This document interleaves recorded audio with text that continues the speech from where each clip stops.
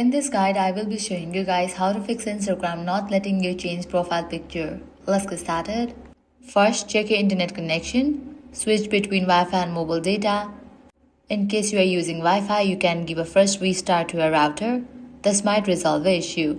Next up, completely close the Instagram app and again reopen it. Sometimes a simple restart can fix temporary glitches. If that still does not work, go to your Instagram app. Navigate to Settings and Activity page. Now scroll all the way down, click on Logout and confirm it. Now, close this, launch your settings. Scroll all the way down and navigate to the option Apps. From the list of apps, find Instagram and launch it. Here, click on the option Photos. Make sure you have checked in for the option Full Access. In case you have already set to Full Access, set it to None.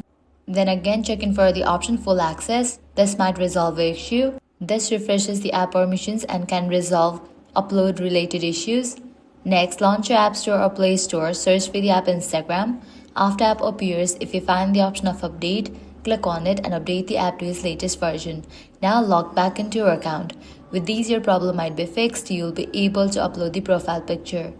At the end, if this guide was helpful, do not forget to like, share and subscribe to our channel. Thanks for watching.